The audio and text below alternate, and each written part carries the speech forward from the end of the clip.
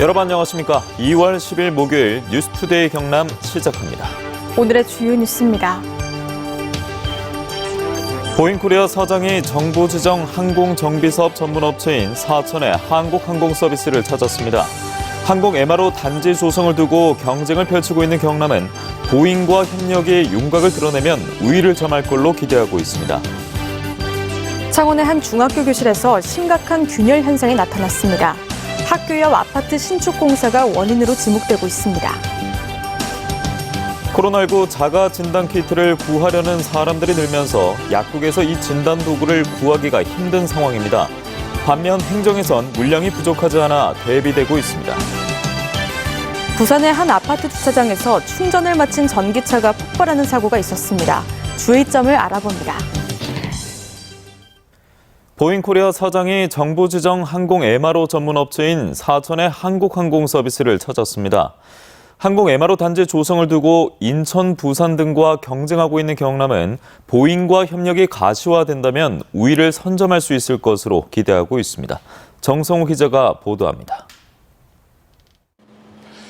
국내 항공정비 산업의 성장을 위해 정부는 한국항공우주산업 카이를 사업자로 선정하고 2018년에는 항공정비 전문업체인 한국항공서비스 캠스를 설립했습니다. 캠스는 지난해 민항기 45대를 정비해 출범 때보다 11배 성장했고 헬기 회전익 정비와 전투기 개조 등 군수 분야에서도 실적을 쌓고 있습니다. 보잉코리아 에릭 존 사장은 캠스를 찾아 정비동의 시설을 둘러보고 항공 정비 분야의 협력 가능성을 논의했습니다. I think what we've seen here and what we've got on the defense side, offers us that possibility. 미국 3대 방위산업체고 세계 최대 항공기 제조업체인 보잉의 참여는 경남의 항공 MRO 산업에도 도약의 계기가 됩니다. 인천시가 이스라엘과 미국 기업을 끌어들여 독자적으로 MRO 단지 조성을 추진하고 있는 상황에서 캠스의 기술력 확보와 실적 확대가 시급한 실정입니다. 카이를 정부 지정 MRO 업체로 선정해놓고 목적 사업인 캠스를 만들었잖아요. 그러면 정부는 꾸준하게 자기 부정하지 말고 그 사업을 정책적으로 밀어줘야 되고. 인천과 전북에 이어 최근에는 부산까지 에코델타시티를 조성해 항공 MRO 산업을 육성하겠다고 나섰습니다. 경남의 미래 먹거리인 항공 MRO 사업이 경쟁력을 선점하기 위해서는 정치권과 지자체, 기업 등 관련 주체들의 전방위적인 협업이 필요합니다. MBC 뉴스 정성호입니다. 창원의 한 중학교 교실 곳곳에서 균열 현상이 발견돼 새 학기를 맞은 학생들은 교실을 옮겨 수업을 해야 하는 상황입니다. 학교 옆 아파트 신축 공사가 이 원인으로 지목되고 있는데요. 교육청과 지자체가 떠넘기기를 하는 동안 건물 균열은 계속됐습니다. 서창호 기자입니다. 창원의 한 중학교. 교실 벽면이 손가락 한마디가 쑥 들어갈 정도로 갈라져 있습니다. 조금 떨어져서 봤더니 벽이 한쪽으로 비스듬히 기울어져 있습니다. 때문에 교실 뒷문은 닫히지 않거나 열 수조차 없는 상황에 놓여졌습니다. 이렇게 균열이 일어난 교실만 3곳. 학교 측은 지난해 11월 중순쯤 구조기술사에게 안전점검을 의뢰했는데 해당 건물 구조물의 여러 부분에 불균등하게 치마가 발생하는 이른바 부동치마가 진행된 걸로 보인다면서 사용 제한 등 신속한 조치와 정밀 안전진단이 필요하다는 답이 나왔습니다. 안전한 곳으로 다 이동을 시켰습니다. 그리고 학생들이 안전하게 수업 받을 수 있도록 배치도 하고 사용 접근 금지까지 해놓고. 이런 현상이 나타난 건 학교 건물과 불과 1, 2m 떨어진 1,500여 세대의 대규모 아파트 신축 공사장에서 땅 파기 작업이 이뤄진 뒤입니다. 문제는 시공사가 교육시설 안전성 평가 결과를 감독기관인 창원교육지원청에 승인받지 않았다는 점입니다. 관련법에 따라 500만 원의 과태료를 부과할 수 있는 대상입니다. 정작 교육당국은 공사 여부도 몰랐습니다. 착공 신고가 들어간 건 지난해 3월. 그런데 교육청은 안전점검 결과가 나온 약 10개월이 지나서야 안 겁니다. 지자체에서 교육청에 학교 인접한 건물이 공사 착공이 들어갔다 우리한테 통보를 안 해줍니다. 자구적으로 조사를 하고. 그런데 창원시의 입장은 다릅니다. 착공 수리를 했다는 공문을 교육청으로 통보를 했습니다. 모든 걸 다 챙길 수가 없다 보니 이런 관련 사항들 공사를 했다. 저희도 돈을 보내거든요. 관리 감독이 소홀했던 게 아니냐는 지적이 나올 수 있는 대목입니다. 이런 가운데 창원시는 학교와 가까운 공사구역에 대해 공사 중지 명령을 내렸고 90여 명의 학생들은 새 학기부터 교실을 옮겨 수업을 받아야 합니다. MBC 뉴스 서창호입니다.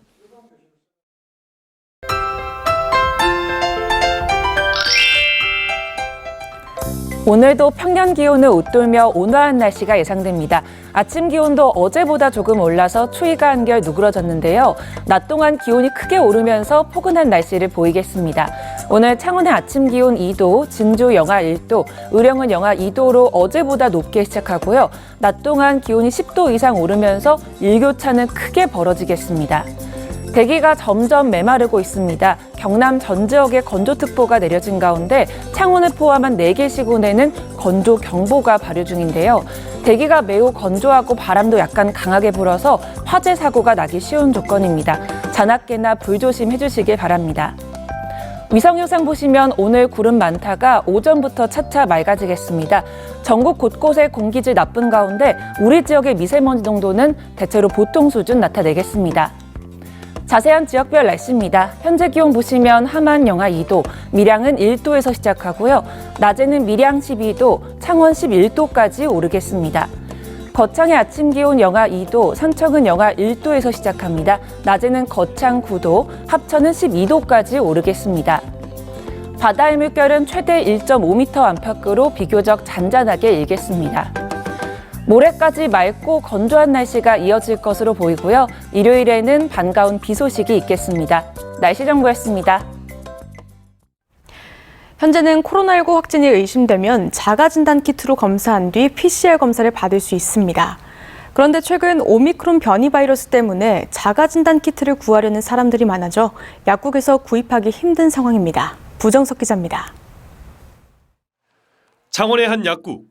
지난 일주일 동안 700여 개의 자가진단 키트가 들어왔지만 일찌감치 동이 났습니다. 자가진단 키트를 찾는 문의 전화만 하루에 100여 통에 이릅니다. 하루마다 다 나갑니다. 있는 게 한계가 없어요. 100명은 넘을 겁니다. 전화 통화도 그대로도 하고. 또 다른 약국도 사정은 마찬가지. 지난 8일 겨우 10개가 들어와 1시간 만에 다 팔렸는데 언제 들어올지 모른다는 도매상의 말만 들었습니다. 완전히 지금 사람들 전화 오는 게 완전 난리지 지금. 특히 어린이집에 가는 애들 다 검사가 보내야 되거든요. 마스크처럼 대란이지 대란. 약국에서 구하는 게 어렵다 보니 사람들은 자가진단 키트가 있는 선별 진료소를 직접 찾을 수밖에 없습니다. 약국에 갔는데 없더라고요. 다 팔리고 없어서 줄을 서서 기다려야 되니까 불편합니다. 다만 경상남도는 현재 보건소 선별 진료소를 비롯해 행정을 통해 보급된 자가진단 키트는 35만여 개고 이 가운데 12만여 개를 사용했다고 밝혔습니다. 또 추가로 더 공급될 예정으로 물량 부족은 전혀 없다고 강조했습니다. 하지만 지난 3일 경남의 하루 확진자가 1,000명을 돌파한 뒤 일주일 만에 2,000명에 육박하고 있습니다. 그만큼 보건소에 가지 않고 사전에 스스로 검사해 보려는 수요가 느는 만큼 자가진단키트 품귀 현상은 당분간 지속될 것으로 보입니다. MBC 뉴스 부정석입니다. 전기차의 충전 후 화재 사고 조심하셔야겠습니다. 그제 부산의 한 아파트 주차장에서 전기차가 폭발해 순식간에 차량 5대가 불에 탔습니다. 보도에 조민희 기자입니다. 부산 동래구의 한 아파트 지상 주차장. 소형 화물 차량에서 갑자기 화염이 치솟습니다. 불길은 순식간에 번져 옆에 있던 차량까지 집어삼킵니다. 불이 옮겨 붙은 차량에서 쉴 새 없이 검은 연기가 뿜어져 나옵니다. 뻥뻥 소리가 나서 내다보니까 연기가 엄청나게 나고 경비들이요 차를 못 빼더라고요. 막 연기가 나고 불이 붙으니까. 2시간 정도 전기 충전을 마치고 세워져 있던 소형 화물 전기차에서 폭발과 함께 불이 났습니다. 이 화재로 차량 5대가 화염에 휩싸여 소방서 추산 7,600만 원 상당의 재산 피해가 났습니다. 사고가 난 현장입니다. 전기차가 폭발하면서 옆에 주차돼 있던 트럭은 불길에 아예 주저앉았습니다. 경찰과 소방본부의 현장 합동 감식 결과 차량 하부에 내장돼 있던 배터리가 폭발해 화재가 일어난 것으로 추정됩니다. 배터리 같은 경우에는 그러니까 압이 차면 빠져나올 수 있는 그런 시스템이 되어 있습니다. 근데 이 차량의 경우는 연소가스가 안에 차 있었던 것 같아요. 전기차 화재는 지난 2017년에 13건, 18년도에는 12건, 19년 22건으로 해마다 잇따랐고 지난 2020년에는 11월까지 22건이 발생했습니다.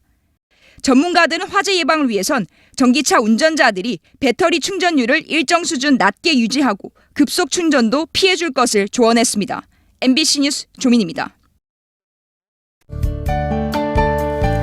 투데이 경남입니다. 산청군 새마을회 2022년 정기총회가 오늘 오전 11시 산청군 새마을회관에서 열립니다. 수승대권 등산로 연결사업 착공식이 오늘 오후 2시 거창군 위천 수승대 카라반 캠핑장에서 열립니다. 지식산업센터 입주기업 간담회가 오늘 오후 2시 진주 윙스타워 2층 회의실에서 열립니다. 의령고등학교 개축 착공식이 오늘 오후 1시 40분 의령고등학교에서 열립니다. 영세아 전담 어린이집 지정서 및 현판 전달식이 오늘 오후 3시 창원시청 접견실에서 열립니다. 남해군이 14,000여 명의 어르신들에게 지급한 38억 5천여만 원의 기초연금을 군수 명의로 발송해 논란이 일고 있습니다. 그동안 기초연금 통장의 입금자 명의는 기초연금이라고 표기해왔는데 군수 명의로 발송되면서 군수가 사적으로 보낸 것처럼 오해를 샀습니다.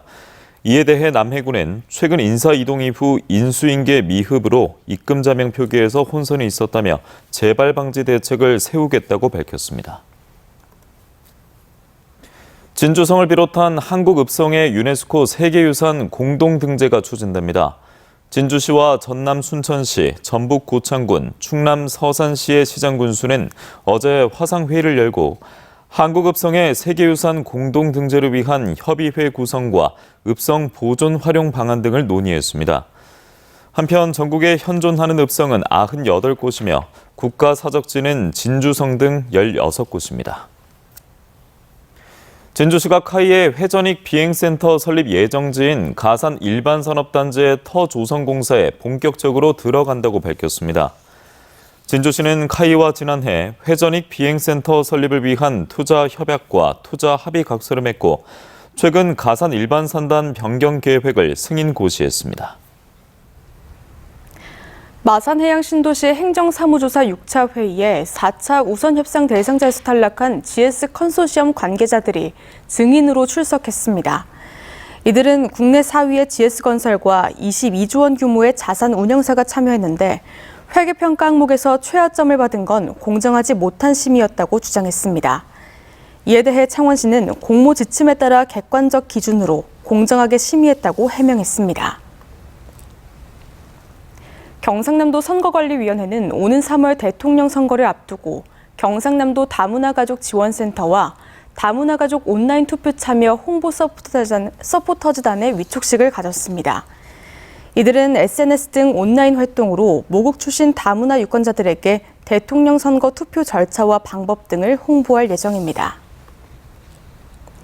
국가거점 국립대 총장협의회는 어제 국회 소통관에서 기자회견을 열고 국가 경쟁력 강화를 위해선 수도권 중심의 대학 서열 구조를 탈피해야 한다며 지역 거점 대학의 서울대 수준 연구 중심 대학 육성과 국공립대 무산 등록 금지, 국립대학법 제정 등을 대선 공약으로 제안했습니다.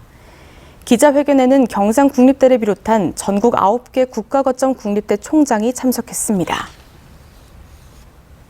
코로나19로 도내 주요 대학들이 졸업식을 축소하거나 취소했습니다. 창원대학교는 졸업식을 취소하는 대신 교정에 졸업식 사진 촬영 구역을 설치해 사진을 찍을 수 있도록 하고 인제대는 메타버스를 활용한 온라인 졸업식을 계획하고 있습니다. 이 밖에 경상국립대학교는 온라인으로 학위 수여식을 진행하되 사전에 제작한 영상을 학교 공식 유튜브 채널로 공개할 계획입니다. 경상남도 선거 여론조사 심의위원회는 피조사자 선정 방법을 위반해 선거 여론조사를 한 혐의로 여론조사기관 대표 A씨를 창원지검에 고발했습니다. A씨는 지난해 8월부터 지난달까지 14건의 선거 여론조사에서 성별, 연령별, 지역별 인구 비례 할당을 신고한 대로 관리하지 않은 채 여론조사를 한 혐의를 받고 있습니다. 경남경찰청은 지난해 7월 양산에서 발생한 여중생 집단 폭행 사건에 대해 재수사한 결과 공동 강요와 중감금, 강제 추행 등을 추가해 가해 학생 4명을 울산지검 또는 울산지법 소년부로 송치를 결정했습니다. 지난해 7월 가정 문제로 가출한 몽골 국적의 중학생이 평소 알고 지내던 선배 4명에게 폭언과 폭행 등 가혹행위를 당했고 이 과정을 촬영한 영상이 유포된 바 있습니다. 창원시가 수소 연료 전기차 민간 보급 활성화를 위해서 오늘부터 보조금 지원 사업을 시행합니다. 신청 자격은 신청일 기준 30일 이상 창원에 주소를 둔 18세 이상 개인 또는 법인으로 지원 금액은 3,310만 원입니다. 창원시는 먼저 100대분을 시작으로 올해 총 500대까지 차례로 보급한다는 계획입니다. 통영시와 한산도를 오가는 여객선이 야간에도 운항됩니다. 한산 농협 카페리호는 오는 20일부터 저녁 7시 30분 통영항을 출항해 재승당을 거쳐 저녁 8시 40분 통영항에 입항합니다. 통영시는 야간 운항이 한산면민의 수건 해결은 물론 관광 활성화에도 이바지할 것으로 기대하고 있습니다. 김해시는 구산동 지성묘를 국가사적으로 지정해 줄 것을 문화재청에 다시 한번 요청했다고 밝혔습니다. 경상남도 기념물 제280호인 구산동 지성묘는 상성 무게가 350톤에 이르는 세계 최대 고인돌로 경상남도는 문화재위원회의 심의를 거쳐 지난달 국가사적 지정을 문화재청에 정식 요청했습니다. 통영시가 올해 역대 최대인 184억 원의 사업비를 확보해 수화식 양식장에 친환경 부표 55만 개를 보급합니다. 오는 2025년까지 수화식 양식장 2,100헥타르에 300만 개의 친환경 부표를 설치해 보급률 100%를 달성할 계획입니다.